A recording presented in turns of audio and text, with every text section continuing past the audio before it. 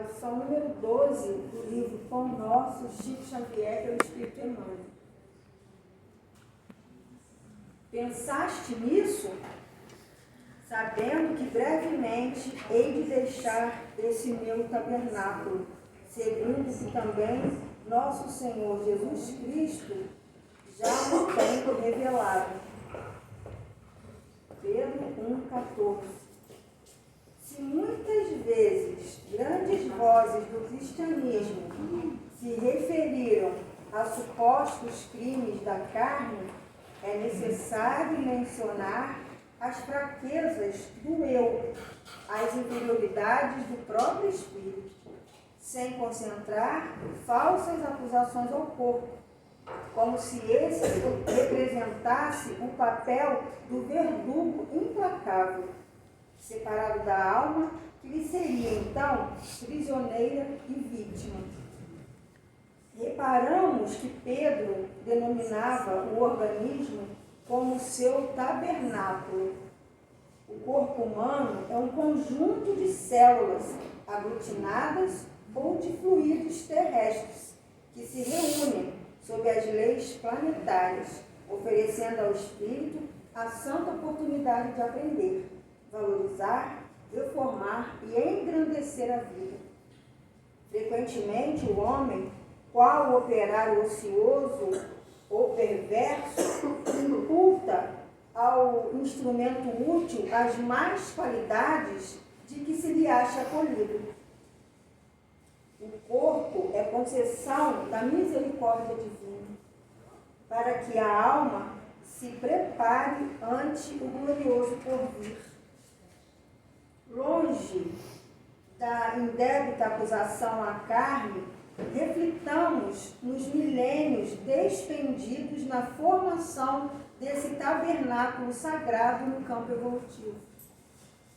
Já pensastes que és um espírito imortal, dispondo na terra, por algum tempo, de valiosas potências concedidas por Deus às tuas existências de trabalho?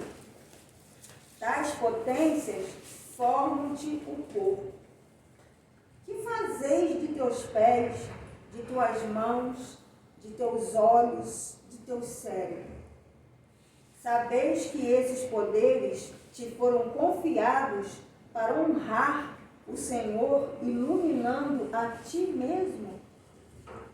Medita nessas interrogações e santifica teu corpo, nele encontrando o templo divino.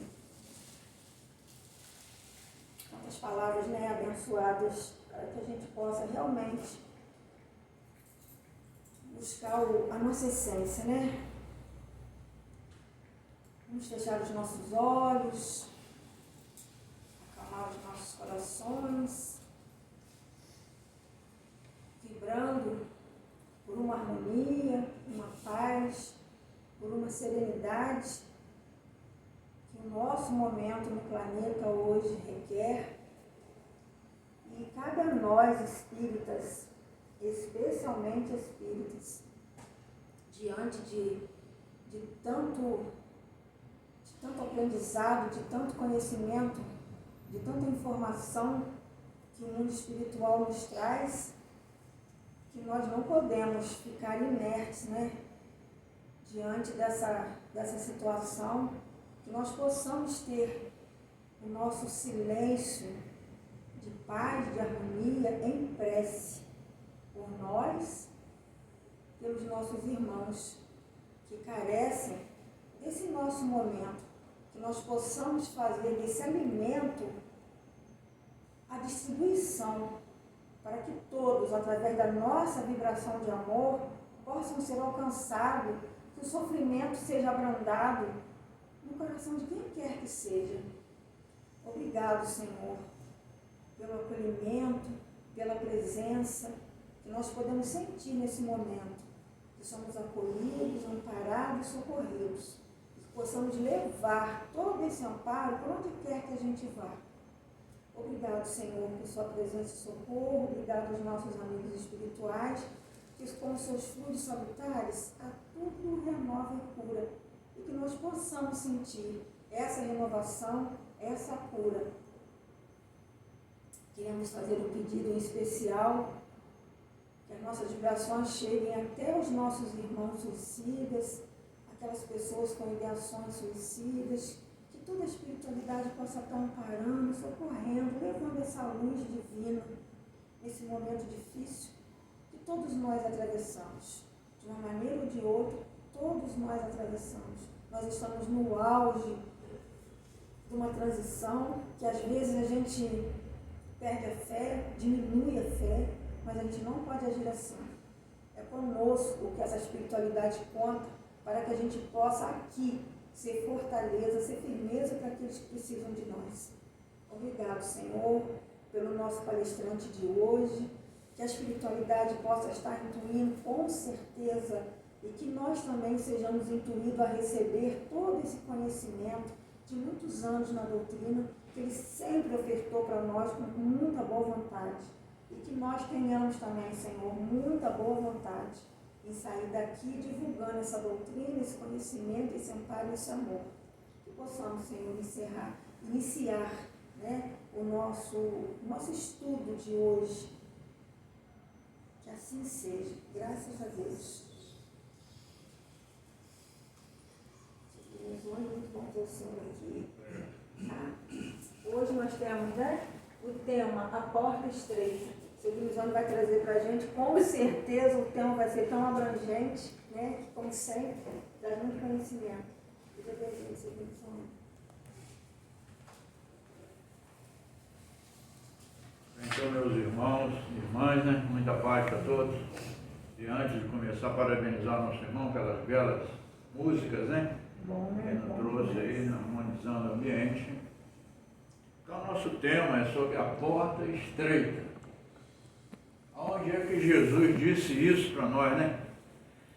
Então, nós fomos atrás, encontramos em Mateus, capítulo 7, versículos 13 e 14. Depois lá em João, capítulo 10, versículo 9. Então Jesus disse assim para nós no versículo 13 desse capítulo 7, né, que Mateus recolheu. Entrai pela porta estreita, pois que larga é a porta e espaçoso o caminho que levam à perdição, e grande é o número dos que por ela entram. Repetindo, entrai pela porta estreita, pois que larga é a porta e espaçoso é o caminho que levam à perdição, e grande é o número dos que por ela entram. No versículo 14, quão estreita é a porta, quão apertado o caminho que conduzem à vida, e quão poucos o encontram. Então, no versículo 14, repetindo, quão estreita é a porta, quão apertado o caminho que conduzem à vida, quão poucos o encontram. Então, eu fiz aqui a seguinte análise, né? A porta estreita é o caminho apertado. A porta estreita e o caminho apertado indicam os esforços que o espírito falido tem que fazer, assim como as fadigas, as dores e aflições que deve suportar para alcançar a salvação. Esforços objetivando despojar-se de seus vícios e imperfeições. Os que trabalham pelo bem, praticam o amor e a caridade, a humildade e a tolerância, cumprindo suas provas sem reclamar, né? É uma das coisas que a gente ainda, infelizmente, reclama demais. Às vezes nós passando por um momento difícil, todos nós, né? A cruz, às vezes, está pesada. Está pesada, fica pesada mesmo, né? Todo mundo aqui sabe quão difícil que é, né? Então é preciso que a gente não reclame também, porque senão nós estamos perdendo, né, a oportunidade exatamente disso, né? Se nós estamos passando por um momento aflitivo, em que a prova, né, vamos dizer assim, está grande, se a gente reclama, a gente acaba perdendo a oportunidade. Através das sucessivas encarnações, alcançarão o objetivo da sua evolução. Agora, a porta larga é o caminho espaçoso que conduzem à perdição em que tão grande número entram, significa o orgulho, o egoísmo, a ambição, né? A cupidez, a avareza, a inveja, a luxúria, a cólera, a preguiça, o materialismo, a intolerância e o fanatismo. Agora, depois Jesus diz também, sob a porta estreita, que João, né, no capítulo 10, versículo 9, recolheu assim: eu sou a porta, aquele que entrar por mim será salvo. Ou seja, Jesus então disse, né, taxativamente em relação àquele que seguir os seus mandamentos, né? Aquele que seguiu os seus mandamentos, e a gente sabe quão difícil que é seguirmos, né, os mandamentos de Jesus Cristo, quão difícil que é para nós. Nós estamos tentando já, esses anos todos, várias reencarnações nossas, né? Várias reencarnações, e a gente não tem conseguido.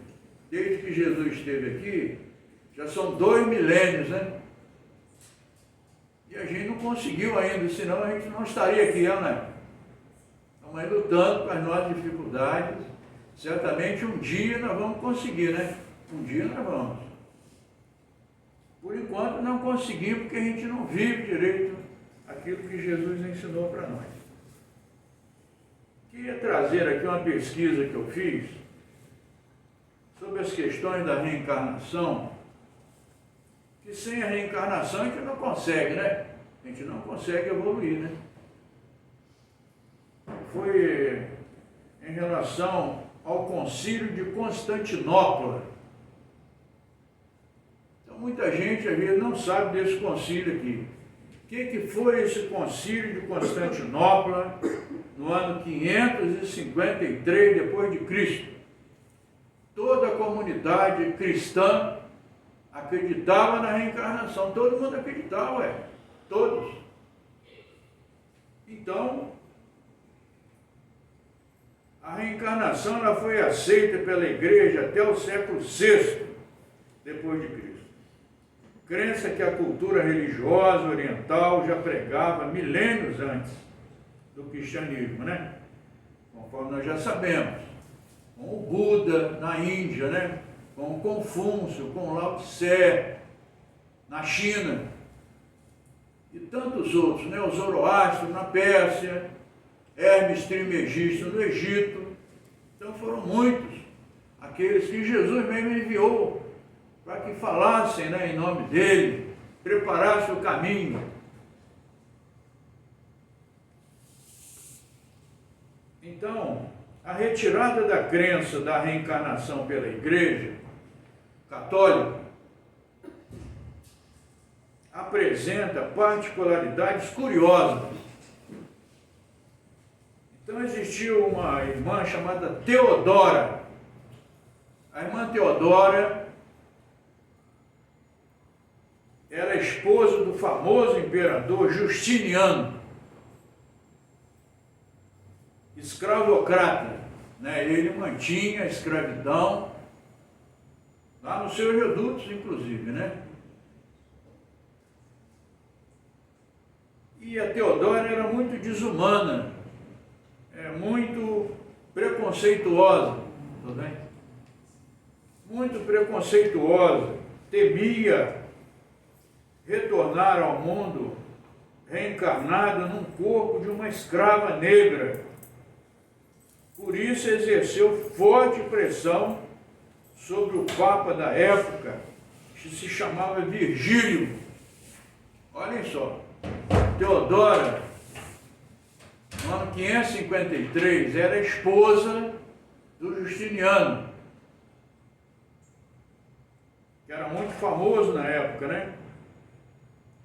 E eles tinham muitos escravos em casa, aí, como ela era muito preconceituosa, muito cruel com os escravos, ela pressionou exatamente o Papa Virgílio, que era o Papa da época, contra a reencarnação, a Teodora, que ela tinha medo de voltar na próxima existência como escrava. Então ela fez essa pressão. Então o concílio de Constantinopla, no ano 553 depois de Cristo, decidiu então rejeitar todo o pensamento oriental de Orígenes de Alexandria, um dos maiores teólogos da história da humanidade. Resolveram rejeitar, excluindo assim a reencarnação cientificamente justificada, substituindo-a pela ressurreição, que contraria todos os princípios da ciência, pois admite a volta à vida do mesmo corpo de onde saíra pela morte, mesmo que esteja já desintegrado em todos os seus elementos constitutivos. Portanto, a exclusão da reencarnação do cristianismo foi fruto de uma infeliz decisão política no concílio de Constantinopla, no ano de 553 depois de Cristo. Não sei se muita gente talvez aqui não soubesse disso, né? Mas o que o protestante, né, o católico não aceita é por causa disso aqui, ué. Ele não aceita por causa disso. Então muitos ainda acham, de acordo com a letra, que no final dos tempos os corpos vão voltar todos. Pensa bem, já desintegrou tudo. Como que pode isso, né? É impossível. Mas tem gente que acredita ainda dentro do protestantismo e do catolicismo, com todo respeito, né, a ambas as religiões irmãs. Então, só para que a gente tenha assim esse conhecimento, devido, né, a essa condição de que nós, então, precisamos da reencarnação pelo nosso progresso, para a gente alcançar o progresso espiritual, né? Para passar pela porta estreita. O que a gente tem feito até hoje é escolher a porta larga, né? O que nós temos feito até hoje, a gente escolhe a porta larga, que é mais fácil, né? Os prazeres da vida estão aí, né? Mundo de Mamon, conforme Jesus falava, está aí. Então, nós temos escolhido esse tempo todo. Evidentemente que algum progresso nós já fizemos, né?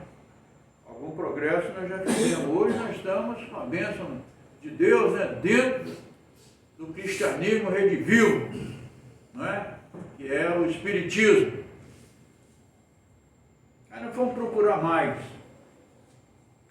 Aí achamos lá em Moisés, no Êxodo, um dos seus livros, escreveu 5 livros de Moisés. Um deles é o Êxodo, está no capítulo 15, versículo 23 até 25. Moisés, então, havia fugido, conforme a gente sabe, né, do Egito.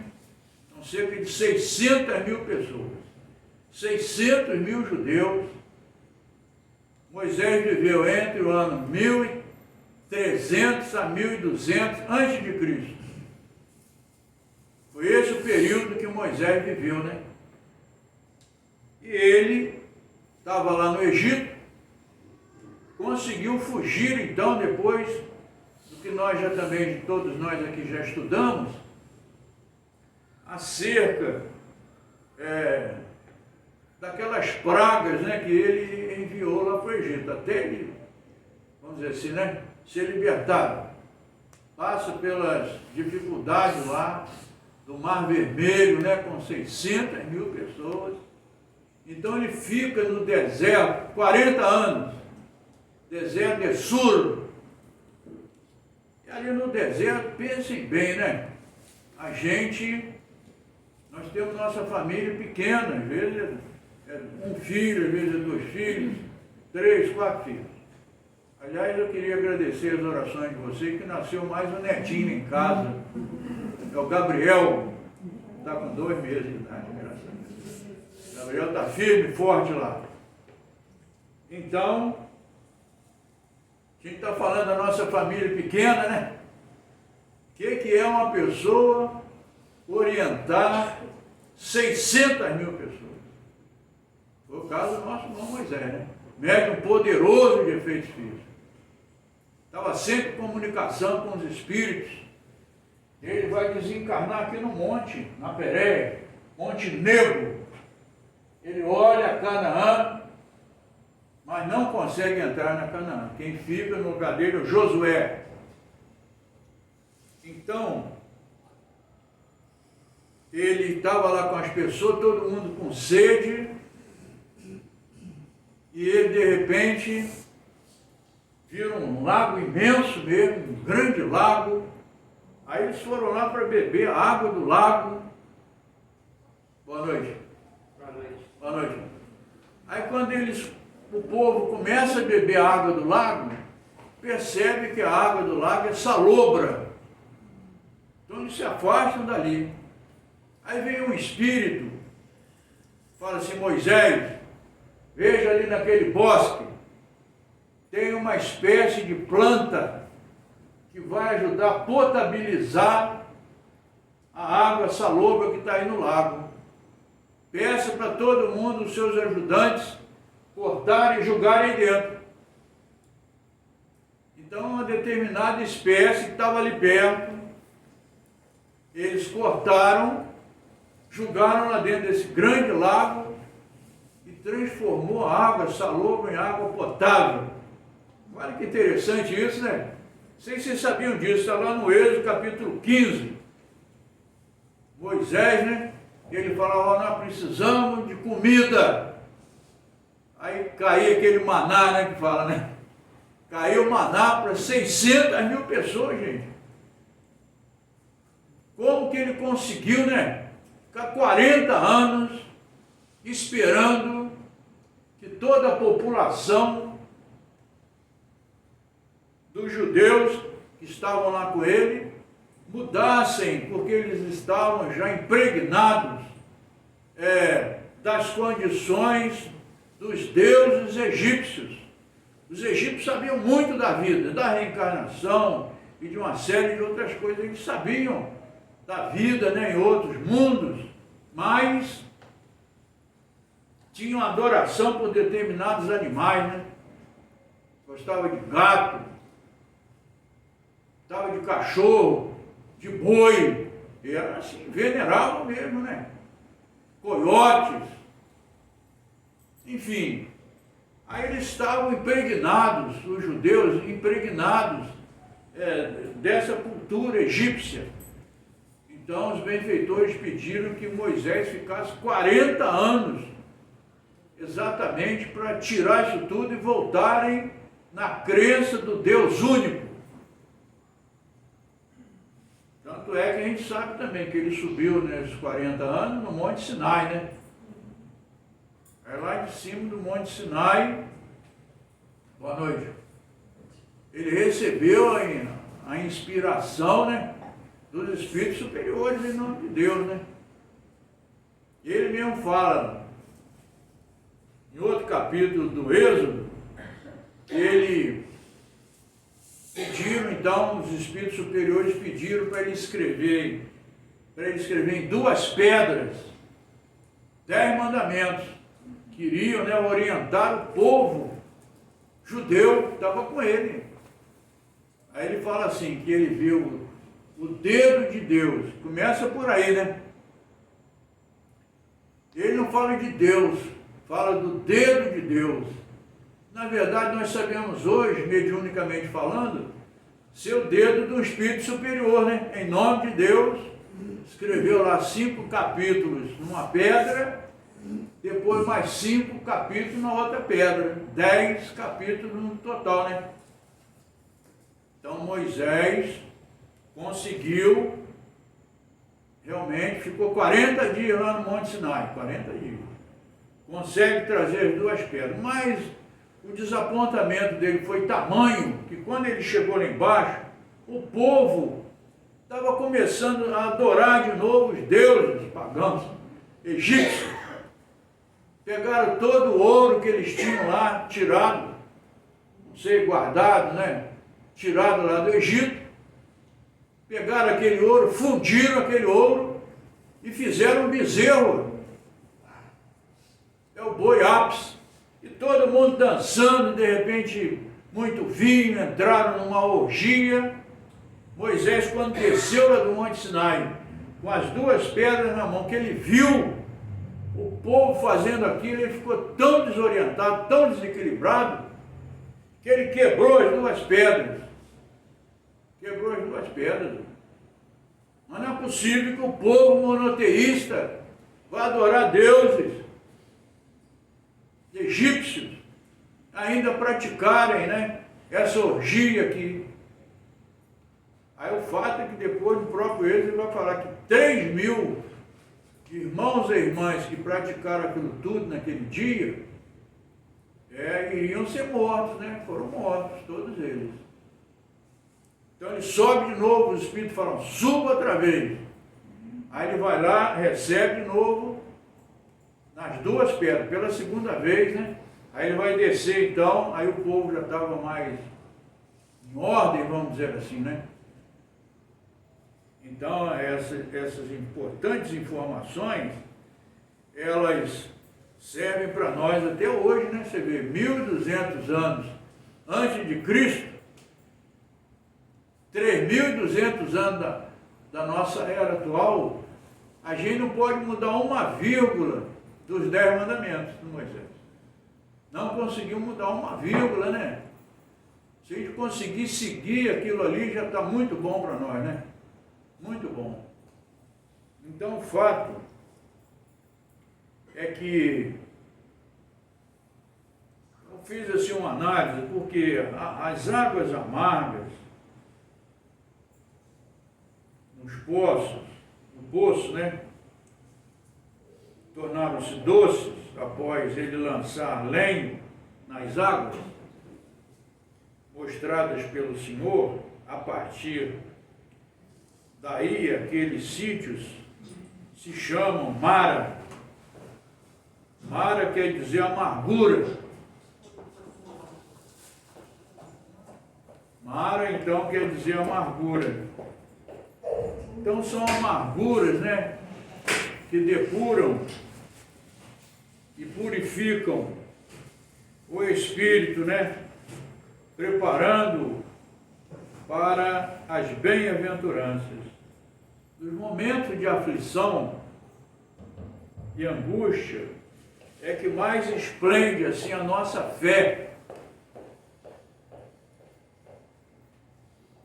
Se firmam na paciência, na esperança, possuireis, conforme diz Jesus, né? Na paciência possuirei as vossas almas. Seguindo Jesus, encontramos muitos veios e águas amargas, cálice amargo, a cruz pesada,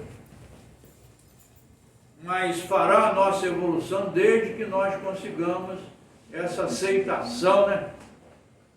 Quanto mais bem nós fizermos, quanto mais caridade, nós vamos diminuindo o peso da nossa cruz. Nós lemos recentemente um livro muito interessante que diz assim: minha cruz é a minha luz. Não é que interessante isso, né? Se a gente souber entender, né, que a nossa cruz é a nossa luz, a gente carrega com mais facilidade, né? Então depende muito da gente mesmo.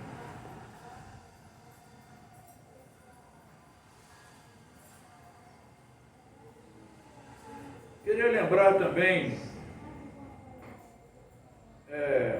desse livro aqui, ó, Universo e Vida, do Espírito Áureo, Hernani Santana. Então, nesse livro, o nosso irmão comenta que Jesus Cristo, ele ia reencarnar na Palestina. Só que ele precisava de apoio nessa reencarnação dele. A mãe dele, o pai dele, os parentes dele, os profetas. Então, nosso Jesus se dirigiu a um planeta onde tinha um Jesus coordenador lá, como ele é aqui da Terra, um Cristo de lá, né? Aí ele foi lá, conversou com esse Jesus desse planeta do Sol, Sírius, da constelação do Grande Cão. Fala que nesse livro está Universo e Vida, pelo Espírito Áureo, obra ditado pela FEB, né? Então, ao chegar lá na conversa, então vieram todos os espíritos que envolveram Jesus. A mãe, a Maria de Nazaré veio de lá, o José veio de lá, desse planeta. E ele, aqui o nosso irmão, o Espírito Áureo, através do médium Hernani Santana, ele ainda fala um pouco mais. Ele diz assim, ó, que o Abraão, que saiu da cidade de Ur, na Caldeia, lá no Vale Mesopotâmico, e veio e fundou aqui a Palestina, o Abraão, ele mais tarde, ele seria Simão Pedro. Olha só, Abraão, mais tarde seria o Simão Pedro. Olha que informação importante que ele fala aqui para nós. E fala também que ele, Abraão, seria o Salomão, depois Simão Pedro. Que o José, que foi vendido pelos seus irmãos, filho de Jacó, como um escravo para o Egito. Mais tarde viria a ser o Davi. Mais tarde viria a ser Paulo de Tarso. Mais tarde viria a ser Martinho Lutero. Olha que interessante. Então, numa reencarnação, o Davi foi o pai exatamente do Salomão. Quer dizer, é o Paulo e o Pedro juntos. Paulo e Pedro juntos. Ele fala mais aqui, interessante, que ele fala que o Isaac, aquele que foi o filho de Abraão, que para testá-lo, né, os espíritos levaram e pediram que ele fosse colocado, tinha 10 anos, fosse colocado e fosse sacrificado por ele mesmo, com a faca. Então ele levantou a faca, colocou o filho dele, pedindo prece. Aí quando ele levantou a faca para tirar a vida do filho dele, o Isaac, que tinha 10 anos, o Espírito apareceu materializado: pode parar, sua fé já está provada, nós acreditamos na sua fé. Então o Isaac mais tarde seria o Daniel, da cova dos leões. Depois seria o João Evangelista. Depois seria São Francisco de Assis. Ó, que trajetória desse espírito, né? Que trajetória. desse espírito, né? Então, nós temos essas informações aqui nesse livro, muito interessantes, né? Agora, eu queria lembrar também aqui, conforme nós vimos aqui, né? Moisés vai dar de 120 anos, ficou 40 no deserto, foge do Egito com 80, 40 anos no deserto, vai morrer, vai desencarnar aqui no Monte Nebo, na Pérea, olhando toda Canaã, não conseguiu entrar. Ele desencarna ali, passa, vamos dizer assim, as condições para o Josué. Josué que entra, um povo ali, né, 600 mil, para ocuparem a Palestina. Então nós tiramos também uma palavra do Cristo, quando ele fala assim, de acordo com esse livro, né, que Pedro seria, né, a rocha, né, Simão, você vai ser a rocha da minha igreja.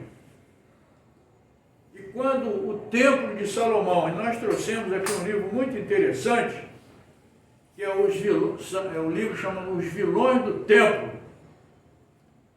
É um livro que não é comum, não é? Foi escrito pelo Aloysio Alfredo Silva, lá de Juiz de Fora. Então, pelo título, né, a gente vê Os Vilões do Templo de Salomão. Anás, Caifás, Pôncio Pilatos, todos eles são estudados aqui. Então, ele se reporta no primeiro livro dos Reis e no segundo livro dos Reis. Tem toda a descrição do templo do Salomão, toda a descrição. Nossos irmãos protestantes que criaram lá o templo de Salomão, em São Paulo, de vez em quando a gente vê lá na televisão, é exatamente aquilo que foi construído, de que maneira que foi construído isso. Então é falado aqui, no primeiro livro dos Reis, no segundo livro dos Reis, todos os capítulos, né, todos os versículos, o seguinte: o Davi era o rei, ano 1000 a.C., e eles não tinham um lugar para eles orarem, só tinham tendas, tabernáculos, né, conforme foi a lição aqui, que a Manuel analisa como sendo o nosso corpo físico, né? Nós devemos lutar, zelar por ele, né? Não cometermos excessos, né? Não nos viciarmos, conforme vimos aqui, né? Quem quer passar pela porta estreita tem que se libertar dos vícios, né? Que destrói a gente mesmo, né? Então tinha um profeta na época chamado Natan, eles se reuniam em tendas para orarem. Falou: Natan, gostaria que você, como profeta aqui da nossa, pudesse fazer um pedido a Deus, né, a Jeová, para ver se ele concede que a gente crie um templo de orações. A Natan se comunica com a espiritualidade superior, aí recebe informações, recebeu as informações, que era para ele, Davi, reunir-se com todos os engenheiros, arquitetos da época,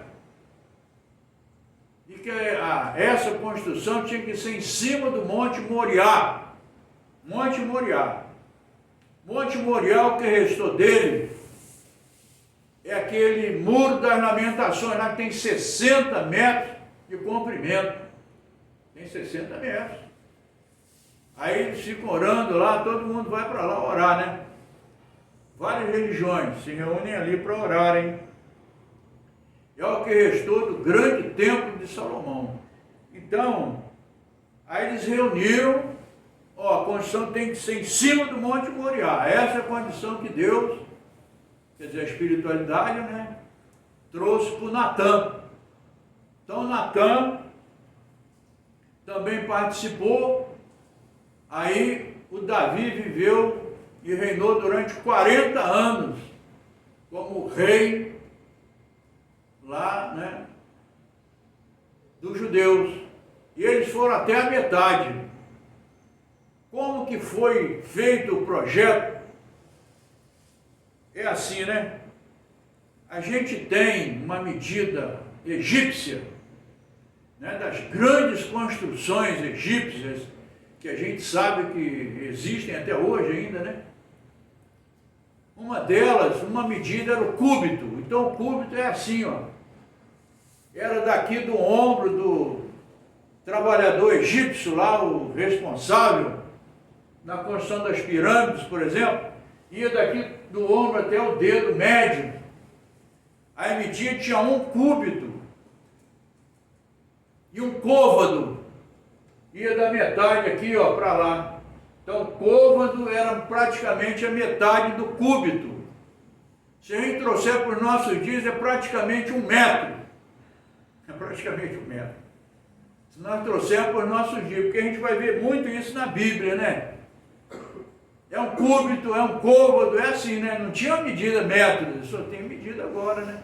Essa medida é de agora. Então, o que vai acontecer é que eles se reuniram e Davi chegou até a metade do templo. Aí desencarnou. Ao desencarnar, o filho dele, Salomão, assumiu, né? Aí terminou a construção do templo. Então, o templo foi destruído, etc., né? Mas depois foi erguido novamente. Se a gente estudar um pouco mais sobre esse assunto, a gente vai ver nesse livro aqui, ó, em outras pesquisas, a gente encontra essas informações. Nabucodonosor, por exemplo, no ano 587 a.C., ele veio aqui em Jerusalém, ó, e destruiu o templo, ficou pedra sobre pedra. Foi o primeiro destruidor do templo, Nabucodonosor. Nabucodonosor era uma pessoa muito estranha, porque ele queria alcançar o céu. Aí ele reuniu também lá os engenheiros, etc., da época, chegou a 100 metros de altura e não chegava no céu, né? Não chegava no céu de jeito nenhum, aí desistiu.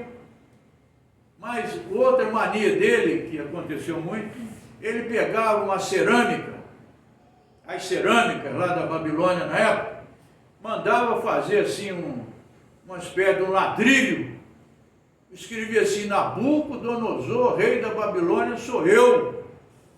E era tudo assim, né, na cor azul, pavimentou toda a Babilônia desse jeito. Né?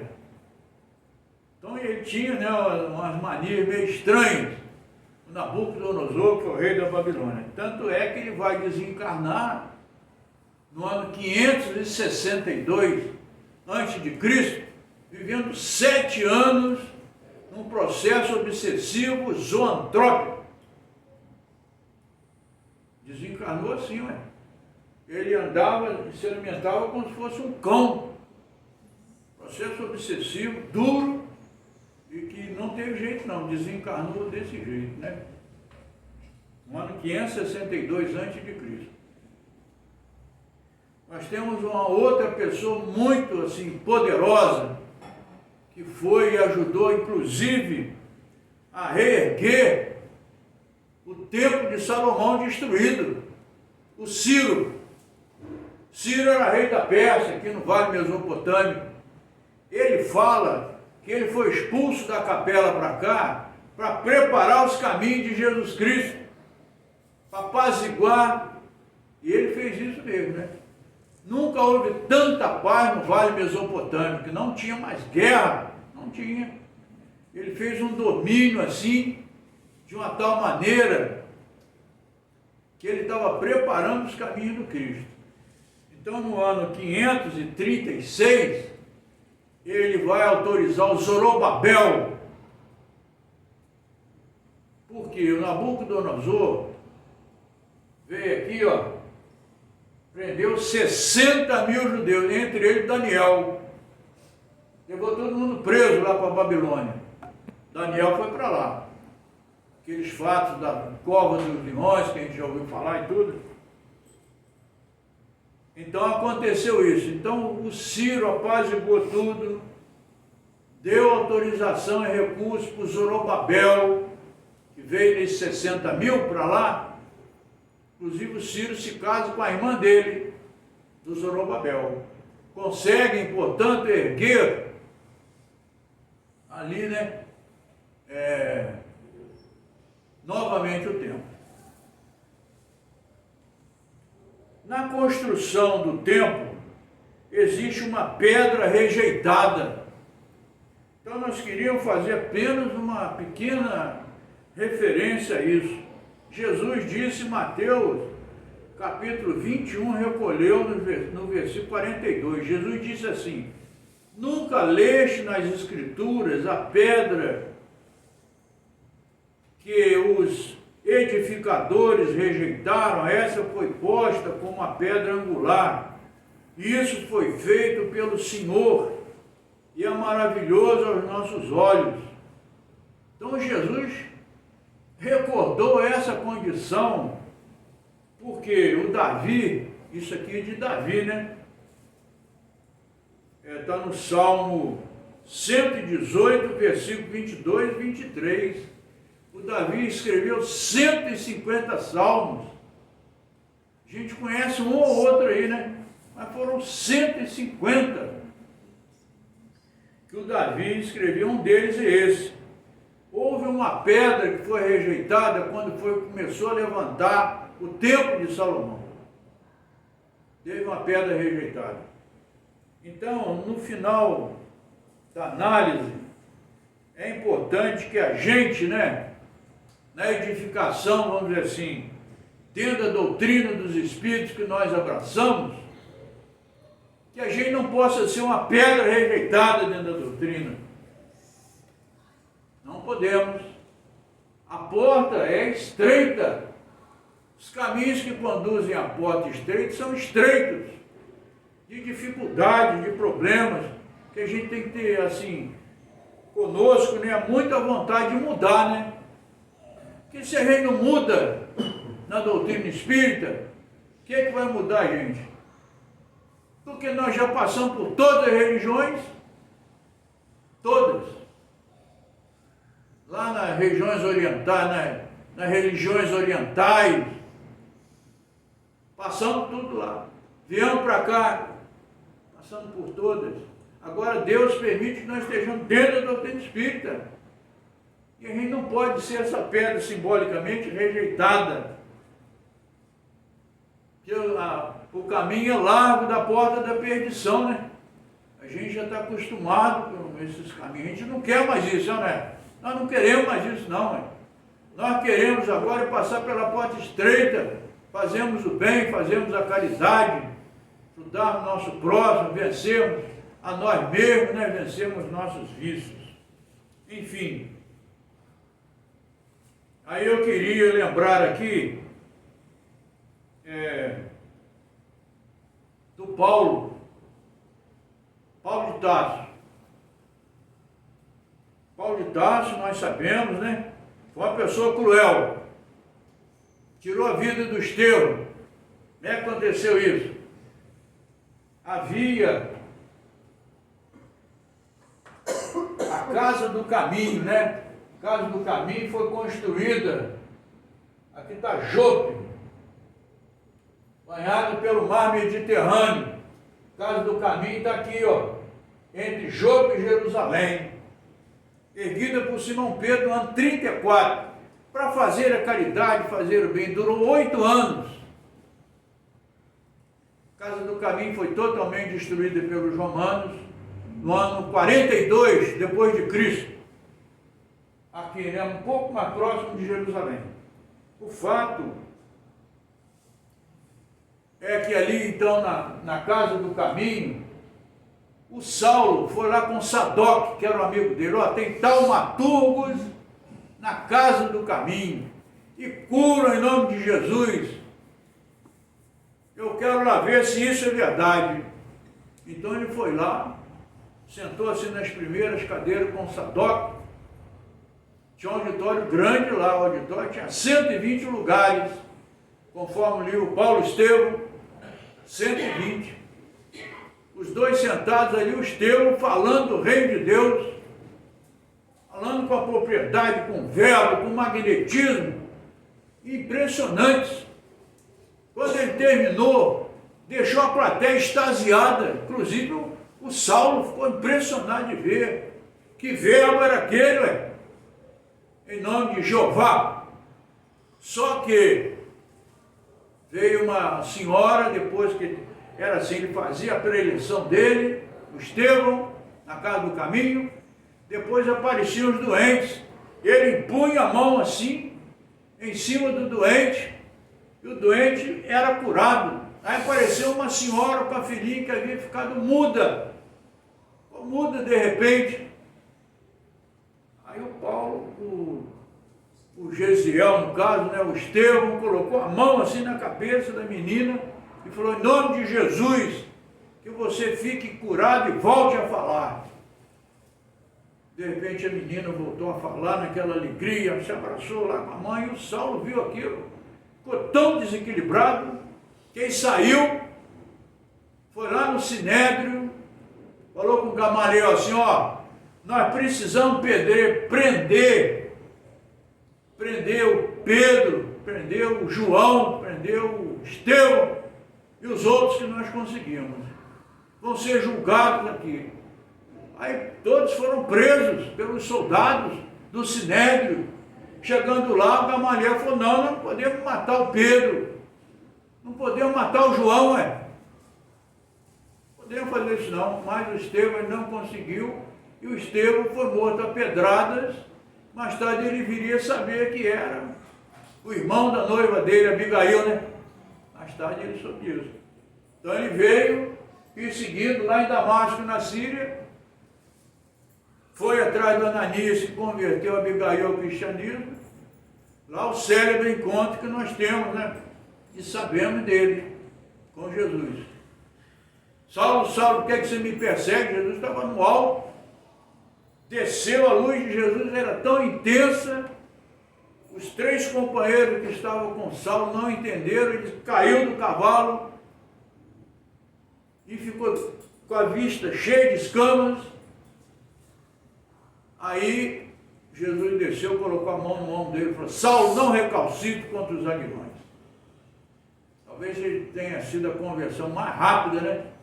Vá à rua direita e lá lhe será dito na cidade de Damasco o que você vai fazer. Pediu para Ananias lá, tirou a escama dos olhos dele. Ele se prepara, igual nós sabemos, 3 anos para as suas tarefas. 3 anos depois ele viveu 30 anos divulgando o cristianismo, fundando igrejas em vários locais, até então que ele vai ser preso pelo Nero. Tigelino era o general do Nero. Ano 58 ele colocou fogo em Roma, como nós sabemos, né? Começa das maiores perseguições aos cristãos. E o Paulo vai ser condenado. Aí de madrugada, porque o Paulo tinha dupla cidadania, todo mundo respeitava demais o Paulo. Aí nessa dupla cidadania, ele então vai ser preso, vai pela Via Ápia, e na Via Ápia fazem ele descer, ele desce, Tigelino lá dentro dessa espécie de carruagem, e ele se ajoelha, ia receber uma cutelada, né? Com a espada aqui na nuca. Só que o rapaz, o soldado era jovem ainda, treme, aí a espada cai assim. Aí ele levanta, o Paulo olha para ele e fala: meu filho, eu já cumpri aquilo que eu tinha que fazer. Você está começando a sua jornada. Mandaram você me matar? Me mate então, Aí tremendo, pegou a espada, né? Tinha caído, então dá cutelada por aqui por baixo, não aqui por cima, como era normal, né? Vem com a cutelada aqui, quase que a cabeça dele solta, do Paulo, né? Mas o mais importante é que ele desencarna. Quando ele desencarna, quem estava lá? O Ananias. Ananias estava lá de novo, falou: eu estou aqui de novo para abrir os seus olhos, para tirar as escamas para o mundo espiritual agora. Jesus tinha me pedido quando você estava no corpo, né? No tabernáculo. Mas agora não, você está com seu perispírito, seu novo corpo. Quando ele tira, ele vê aquela dezena de irmãos e de irmãs. Ele vê, porque vieram ajudá-lo, agradecer a ele aquilo tudo que ele fez, né? Em prol do cristianismo, das igrejas, das cartas, das epístolas, né? Enfim, foi um dos maiores trabalhadores de Jesus, conforme sabemos, e ele remoça. Então estava com a idade de 60 anos, mais ou menos, e ele voltou aos 18 anos, tendo vigor físico, o perispírito dele mudou, voltou novamente aos 18. Então ele, quer dizer, isso aí demonstra que o trabalho que a gente fizer em prol do bem, da caridade, vai trazer mais essa alegria para nós depois da nossa morte, né? Vai trazer, ué. Tenho certeza que o perispírito de vocês vai remoçar, vai ou não vai? Então o fato é que ele perguntava, Paulo, o que é que você quer fazer? Eu quero visitar todas. Boa noite. Quero visitar todas as igrejas que eu fundei. Aí visita todas as igrejas, depois ele quer ir lá para o Gólgota, onde Jesus, né, desencarnou. Aí se ajoelha lá no local, começa a fazer suas orações, de repente abriu uma estrada de luz, né? Abriu uma estrada de luz, aí Jesus veio descendo nessa estrada. À sua direita estava o Estevão, que passou a ser mentor do Paulo, né? Passou a ser mentor. E à sua esquerda, Abigail. Quando ele chegou perto do Paulo, ele levantou o Paulo, estava ajoelhado, falou, Paulo, deu um abraço nele, eu agradeço muito a você, você passou pela porta estreita. Paulo passou pela porta estreita, pelo grande trabalho que ele fez. E Jesus levou ele consigo, né? Para se preparar para as futuras reencarnações. Outra pessoa que passou também pela porta estreita foi a Madre Teresa de Calcutá, né? A Madre Teresa de Calcutá passou pela porta estreita. Mas quem foi ela? Então nós temos nesse livro aqui, Vozes do Espírito, uma mensagem do Chico Xavier recebeu, Carlos Augusto Abranches, a obra editada pela FEB, uma mensagem assim tão bonita, mas tão bonita, que aqueles que leram a mensagem acharam que o Chico Xavier recebeu a mensagem do próprio Jesus Cristo. Recebeu a mensagem do próprio Jesus. Eu vou ler aqui nesses poucos minutos que faltam, só para vocês terem uma ideia. Estava lá em Belo Horizonte, no ano de 1986, Chico Xavier em casa de amigos. De repente ele começou a escrever muito rápido. Aí veio a seguinte mensagem. O título chama Vozes do Espírito.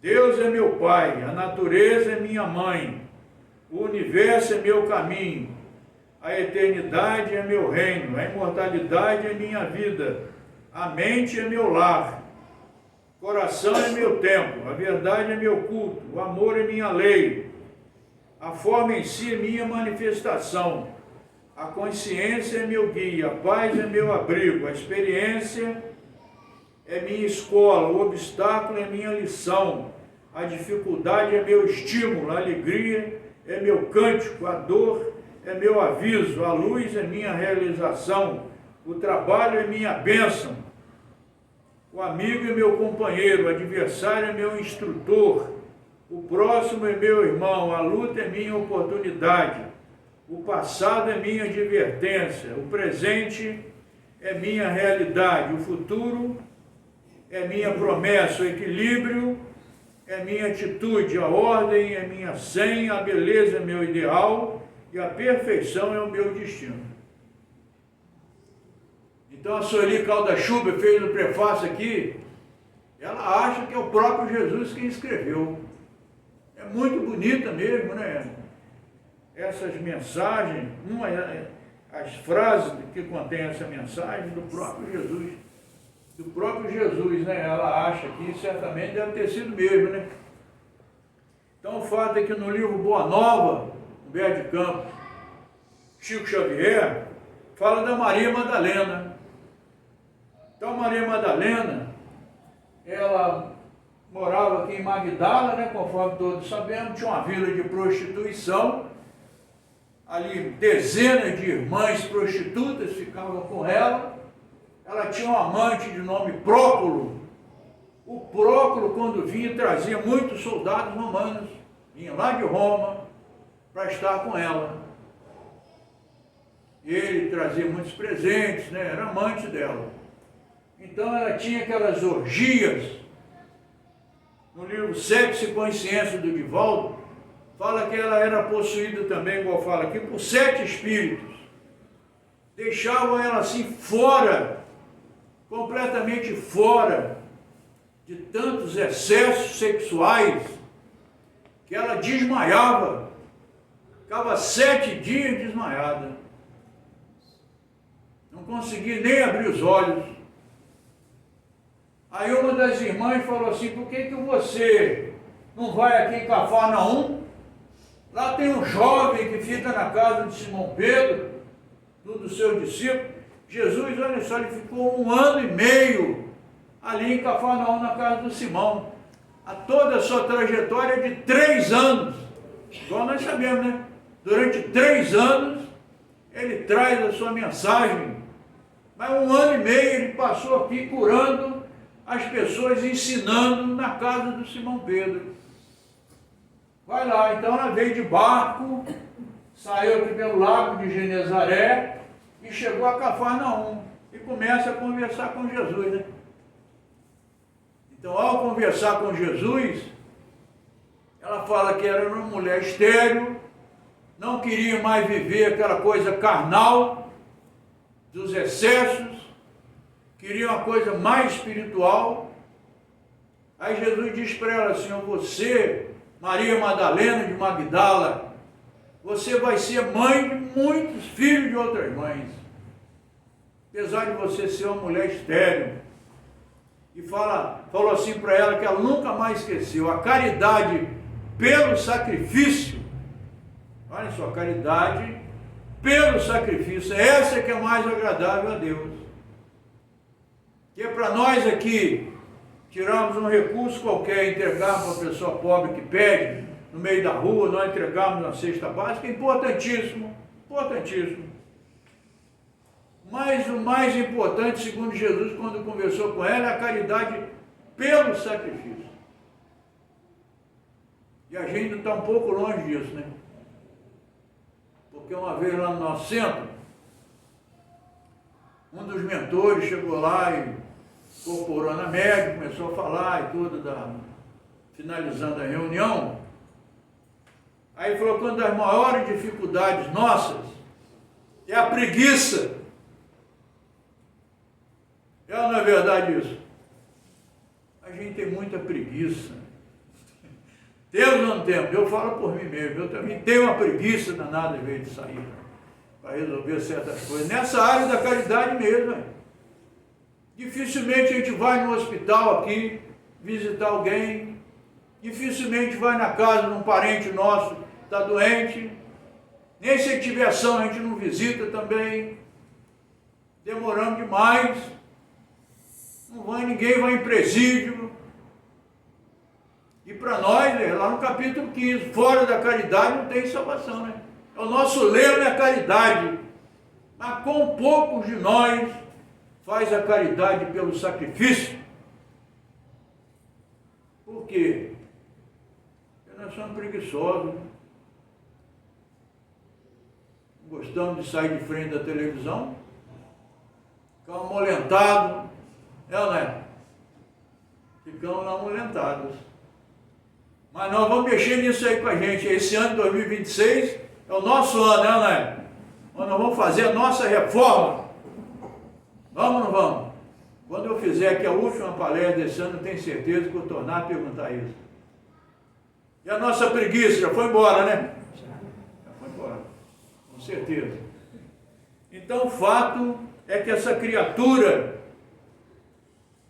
Madre Teresa de Calcutá, é falada aqui no livro Voz do Espírito, foi a Maria Madalena, que foi também a Santa Teresa de Ávila, 1515-1582, a Santa Helena, mãe do Constantino, no ano 244 a 330, ela foi também a Santa Helena, mãe do Constantino, que introduziu o cristianismo em Roma, no ano 325, uma batalha com Maxencio, e apareceu a cruz de fogo em cima do exército dele, do Constantino.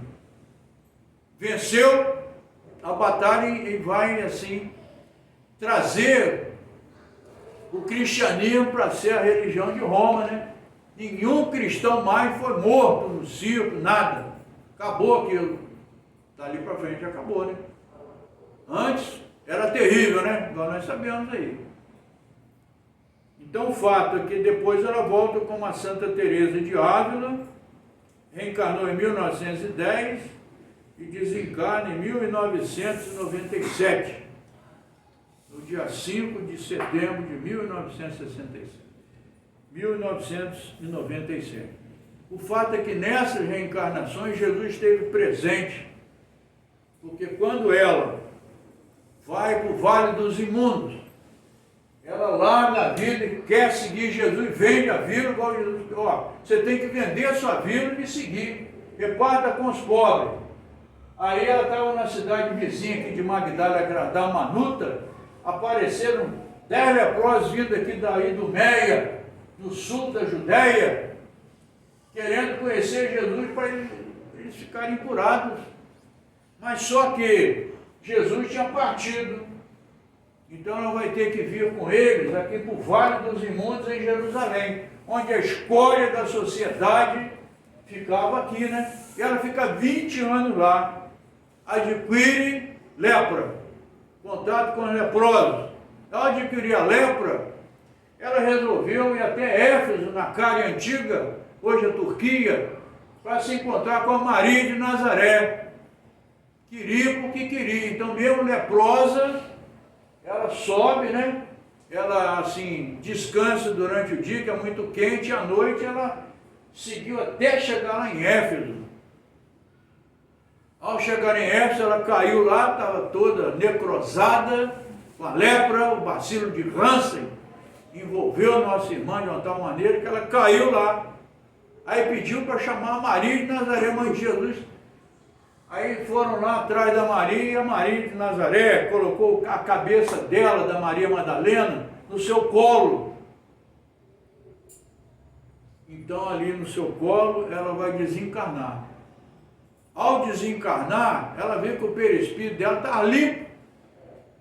E ela é puxada lá de cima de Éfeso até Cafarnaum, nas margens do lago de Genezaré. Uma força puxa o perispírito dela. Quando ela chega aqui em Cafarnaum, vê aquele vulto luminoso, né? Segundo Humberto de Campos fala aqui para nós. Esse vulto luminoso era Jesus de Nazaré. Abraçou a Maria e falou: Maria Madalena de Magdala, você passou pela porta estreita. Vem comigo para o meu reino. Olha só que bonito isso, né? Uma pessoa que errou a vida inteira, ganhando a vida usando o sexo dela. De repente resolveu mudar, ué. Transformação, certamente foi muito difícil, que Emmanuel tem uma lição aqui no Pão Nosso, aqui no Pão Nosso mesmo, que ele fala que ninguém lutou mais contra si mesma para abandonar o vício do que a Maria Madalena. Ainda possuída por 7 espíritos. Venceu tudo. Determinada, né? Determinada. Por isso que nós ficamos aqui amolentados, só querendo a porta larga. É ou não é? Preferimos sempre a porta larga. Vamos ver se agora, né, nesse ano 2026, a gente vai escolher a porta estreita. Não é isso, meus irmãos e irmãs? Então nós vamos encerrar, né? Estamos em cima da hora. Desejar a vocês muita paz, né? Que Deus abençoe cada vez mais todos vocês aqui, os esforços em passarmos juntos, né? Todos nós, pela porta estreita. Muita paz, eu vou falar. Meu irmão, ele vai tocar uma música, depois só faz uma prece de encerramento para a gente. Ah, sim.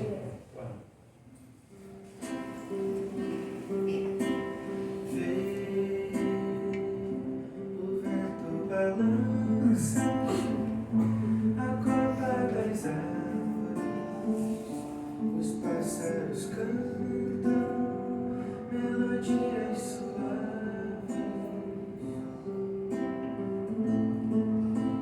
só pra aliviar nossa dor.